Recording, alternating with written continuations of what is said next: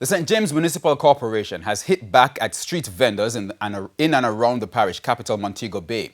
Some vendors have complained about the restrictions for the holiday season, but the corporation chairman says law and order must prevail. Earlier this week, street vendors in Montego Bay, St. James launched a boisterous protest against the municipal corporation's rules and regulations. Big Christmas now, and we can't sell out. We can't do nothing good, God Almighty. We spoke with the corporation chairman, Mayor Leroy Williams, on Thursday. He responded to their protest. The municipal corporation has rules and regulation, but the vendors seek to float those rules and regulation with impunity.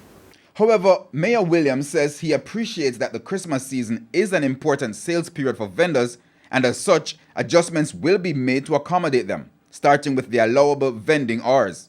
Previously, the time for them to come out was at 3 o'clock, but we have decided to give them some concession, and so they are allowed to come out as early as 1 p.m. For now, the holiday plan will also see St. James Street remaining a no vending area except for Christmas Eve and New Year's Eve. On those days, he says vendors will be allowed to sell on that stretch as well as in Sam Sharp Square. However, unlike previous years where this area would have been closed to vehicular traffic, for now there is no plan for that, as he says it will not be the usual Grand Market event. But with vehicles, vendors and pedestrians being allowed in the area, we asked how the likely chaos would be managed. Okay, well, that's a matter that we will have to look at. And I have a strong feeling that we will just have to block off Sam Sharp Square.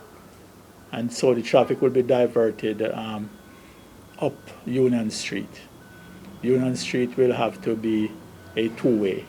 He is adamant that after the holiday period, the rules will revert to what they were before, vending between 3 p.m. and curfew time, with strict enforcement by the municipal police.